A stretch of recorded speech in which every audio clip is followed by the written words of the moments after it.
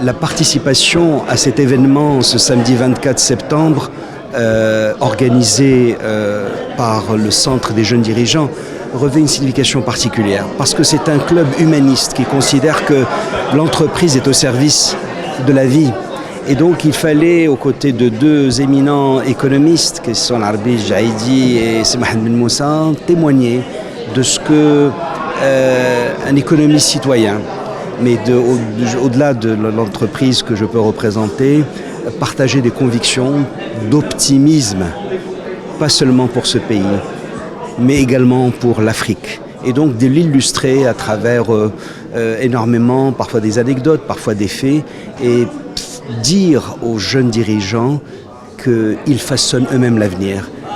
L'optimisme est un optimisme d'action, de volontarisme, et l'avenir, comme disait Saint-Exupéry, l'avenir, pour ce qui concerne l'avenir, il ne s'agit pas de le prévoir, mais de le rendre possible. Donc la balle est dans le camp de chacun pour, au nom de la responsabilité sociale d'entreprise, quand ils sont dirigeants, de donner du sens à leur entreprise, de s'inscrire à des objectifs globaux tout en recherchant le cheminement lucratif. C'est le message essentiel qui a été passé.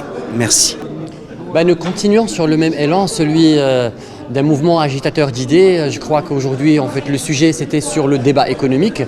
Et avec tout ce qui se passe aujourd'hui, à la fois sur le plan économique, social, sociétal, mais certainement géopolitique, je crois que le débat économique, il s'impose aujourd'hui. Le CJD, à travers un certain nombre d'intervenants, en fait, nous avons démystifié les sujets économiques, toutes ces complexités aujourd'hui à penser, à repenser l'économie, et nous continuons sur le même élan. Bonjour, je suis Mohamed Ben Moussa, économiste, professeur universitaire, ancien membre de la commission spéciale sur le modèle développement. Et j'ai accepté l'invitation du CJD de venir participer à cette table ronde dont le thème est l'économie au service de la vie.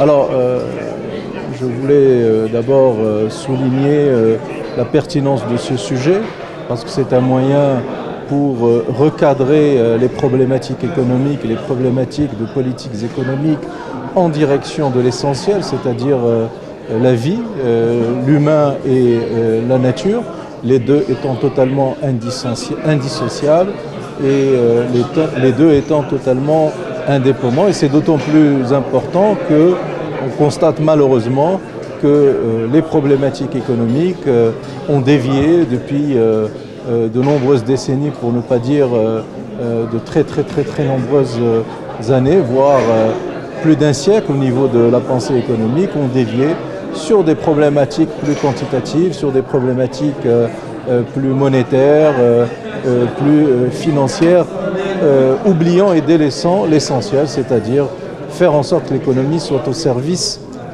de l'humain et soit au service des équilibres naturels, des équilibres écologiques et du développement durable. Nous sommes arrivés à la conclusion qu'il faut mettre en œuvre de façon globale, de façon holistique, de façon complète et surtout de façon loyale toutes les réformes qui sont portées par le nouveau modèle de développement. Or, malheureusement, on constate qu'aujourd'hui, les politiques publiques mises en œuvre par l'exécutif s'éloignent considérablement des réformes du nouveau modèle de développement et finalement s'éloignent de cette problématique de l'économie qui est mise au service de la vie.